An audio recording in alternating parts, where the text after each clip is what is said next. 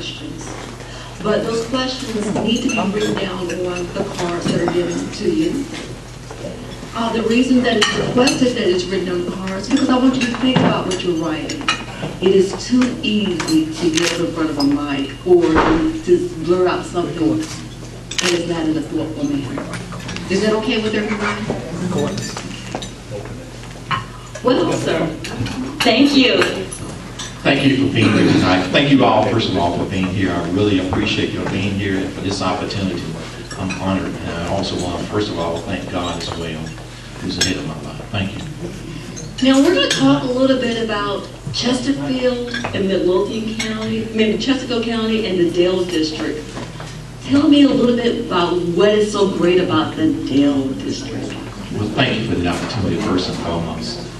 First, I've had the pleasure of serving as a Dale District Supervisor for the last 4 years. And the Dale District is really the heart of Chesterfield County.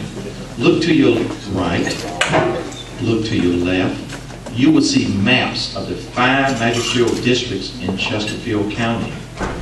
Everything that happens in Chesterfield County emanates, comes out of the Dale District. It's the seat of political power.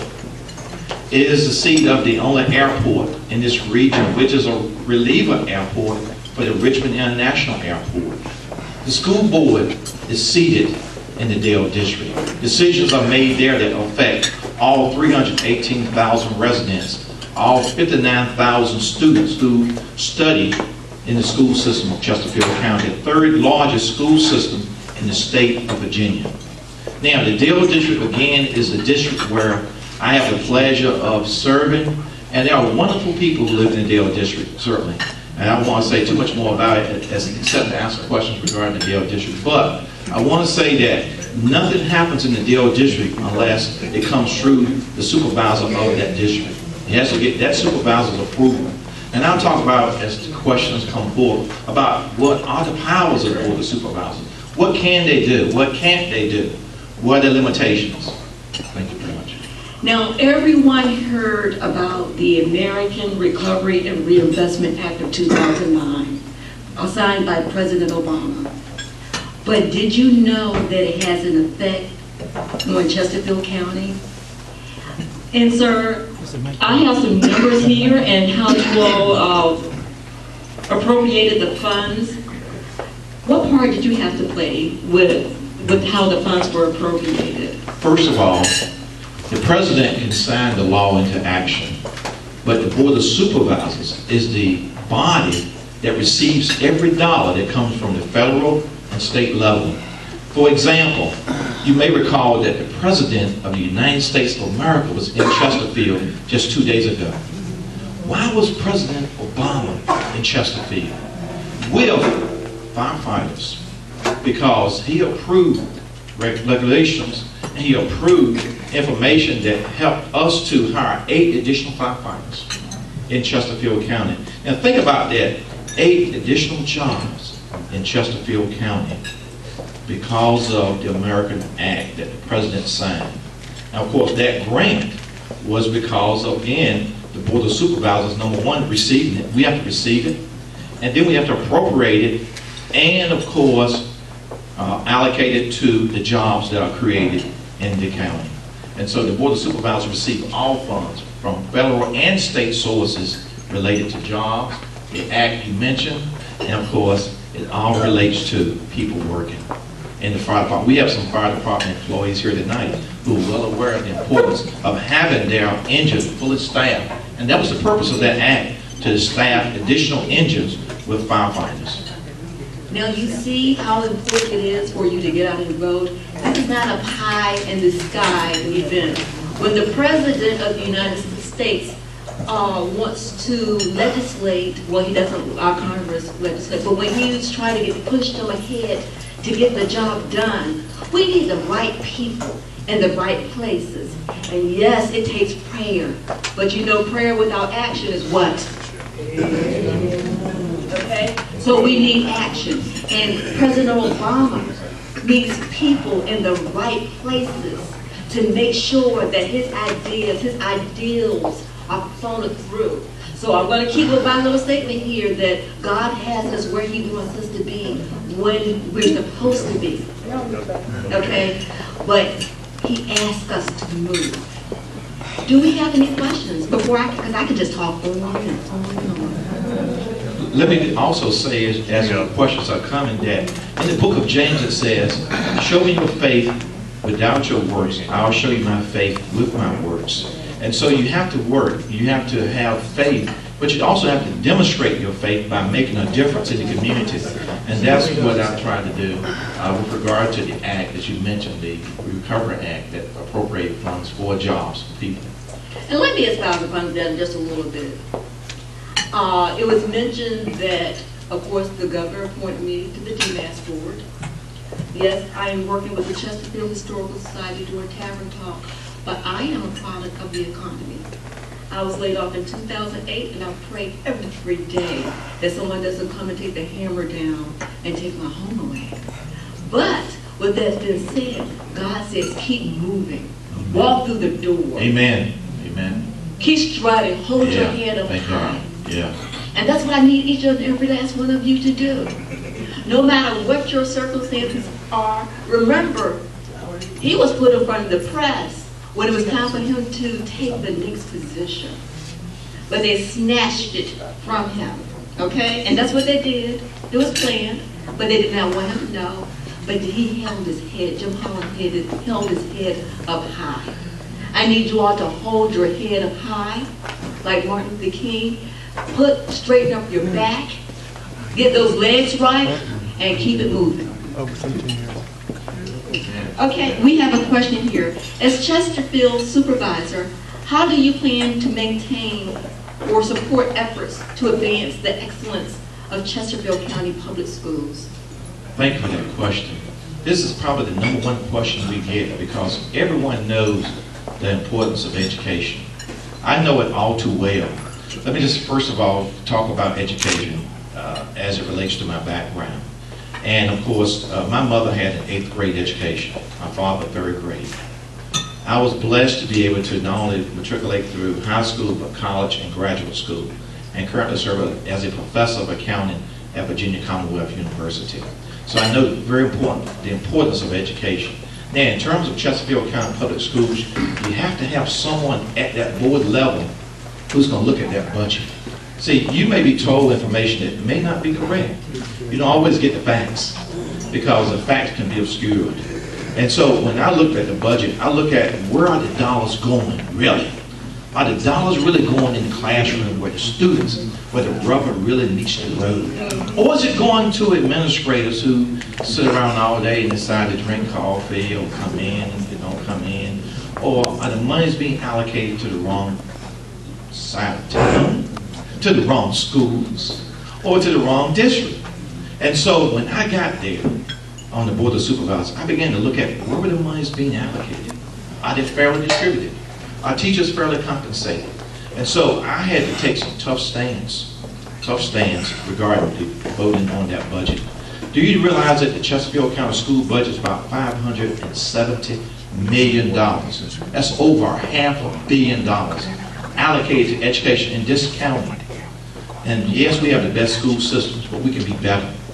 We have to make sure that our students are well prepared to compete when they leave the 12th grade because the job market is going to demand. It's going to demand that they're prepared in every way. And so we have to do better. Every one of us have a stake in that. My job is to make sure the monies are appropriated and allocated to the school division for teacher raises and for the students who will have those excellent teachers in front of them. And certainly there are areas where we can improve. And I've been a staunch advocate from the Board of Supervisors working with the system to make sure it allocates and spends the money wisely. Just because we spend it doesn't mean it was spent wisely. And so my task, my job, is to make sure that all students get a fair opportunity to have the very best education because there's no second chances. Once you leave high school, there's another level. And as you and I know, it costs an awful lot of money to go to even John Tyler, Virginia State, Virginia Union, UVA, or any other college. It costs money. It will no longer be as it is in the public school system. So it's very important that the Board of Supervisors allocate that money and make sure it's spent wisely. That's not spent frivolously in the areas that it should not be. Well, let me talk about that a little bit more, because now, if you all haven't caught it, now we can see how come he is an added value to the Board of Supervisors. Your CPA background plays a key role. You know, a lot of times in any county, city, state, people are given positions because of who they know and not what they know. So isn't it nice to know that someone has the experience of looking at line items and knowing the difference between a credit and a debit, and looking at those line items and say, okay, this is a duplication, this is misappropriation. Okay. The next question is, can you explain why county supervisors in other counties are interested in how you save money in Chesterfield? Yes. Let me just say, this really surprised me greatly, because sometimes when you're speaking on TV, I was on Channel 12, when we started this process 4 years ago. As you probably all know, being a CPA, I was asked to serve on the Budget Audit Committee. In other words, to lead that committee, the most powerful committee in the Chesterfield County apparatus.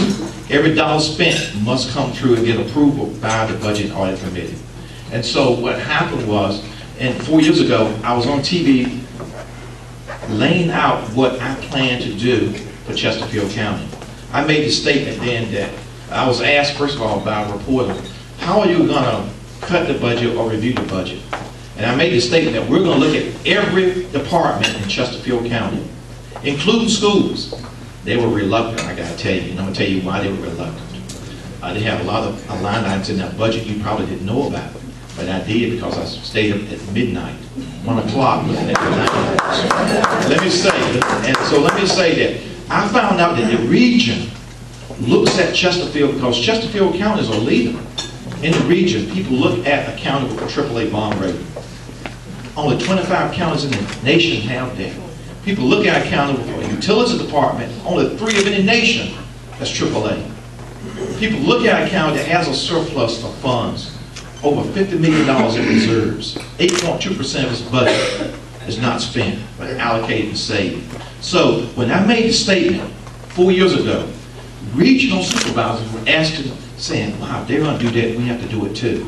So not only was I speaking for Chesterfield, I was speaking for 9 or 12 jurisdictions who watch us lead the way in making this the best county. Let me share an example about the school budget that I looked at.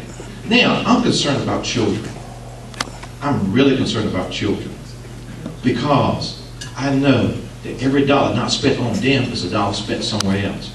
In our school's budget, for example, there was $4.7 million of overtime pay allocated to employees who were not even close to teachers. They never saw the classroom. $4.7 million. Now, this is a school's budget that, of course, you always hear about teachers first, yes. But this was to trade people who actually drive little trucks, run around the county. This is a legacy of prior years of what it is. There was also cases where there was $16 million of pent-up money when I was asked to raise taxes 4 years ago.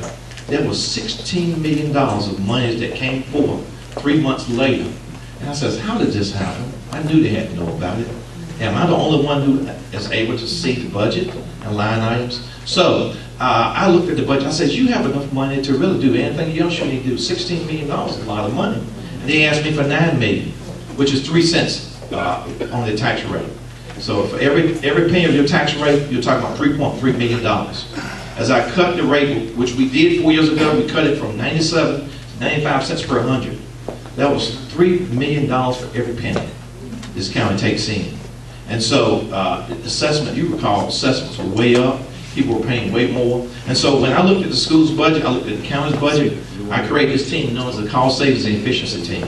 This team went through and looked at everything. We had departments that were created in 1995 with people who were friends from other counties, such as Henrico, who had a department budget over $350,000 just sitting there. They didn't touch children. They were lobbying those in the General Assembly for more money. So when I looked at those lines, I said to the school division, I don't think you really need to spend $300,000 here when you can put it at a teacher's aid. or give it to teachers in their salary. So those are the kind of decisions that supervisors get to make and direct. And so I'll just stop with that point, and I'll let you get another question in. Go answer as many questions as possible. That's the important